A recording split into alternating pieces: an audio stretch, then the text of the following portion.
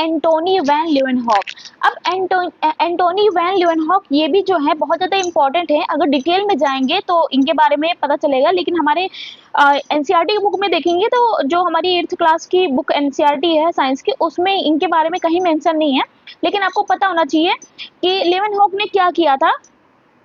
इनका जो मेन काम था इनका लीeuwenhoek का, इन्होंने जो सबसे ज्यादा इनका काम था, इन्होंने लिविंग सेल पे काम किया था। किस पे काम किया था? जैसे जो डेड सेल था रॉबर्ट हुक ने बताया था, वैसे ही एक लिविंग सेल था जिसके बारे में किसने बताया था? वो एंटोनी लीeuwenhoek ने बताया था। ठीक है, और इनको इसीलिए जो है फादर ऑफ माइक्रोबायोलॉजी बोला जाता है। अगर क्वेश्चन आता है फादर ऑफ माइक्रोबायोलॉजी किसे बोला जाता है, तो एंटोनी वैन लीeuwenhoek को बोला जाता है। अब इन्होंने क्या किया? अब इन्होंने जो इनके पीछे की स्टोरी है कि इन्होंने क्या किया था, जैसे मिट्टी होती है ना, मिट्टी जो तालाब वाला, एक ये तालाब के पास ही कुछ काम कर रहे थे। ठीक है, तो जब तालाब के पास काम कर रहे थे तो इनके नेल्स में कुछ मिट्टी भर गई थी गंदी सी।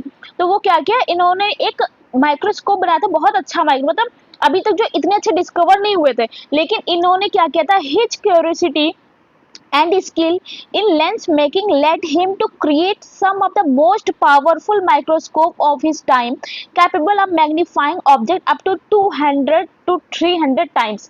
मतलब कि ये कह रहा है कि इनकी जो क्यूरियोसिटी थी, जिज्ञासा थी, और जो इनका स्किल था, तो उसके द्वारा इन्होंने कुछ ऐसा क्रिएट किया, इतना मोस्ट पावरफुल माइक्रोस्कोप इन्होंने लेंस लगाया, माइक्रोस्कोप तैयार किया, जो कम से कम 200 से लेके 300 टाइम्स क्या है, गुना जो है, ये उस चीज को देख सकता था, मैग्नीफाई कर सकता था ऑब्जेक्ट को।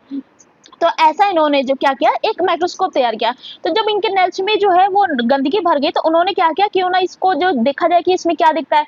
तो जब उन्होंने उसको माइक्रोस्कोप पे रखा, तो उन्होंने जो ऑब्जर्व किया, तो यूजिंग दीज माइक्रोस्कोप वैन लीeuwenhoek was the first person to observe।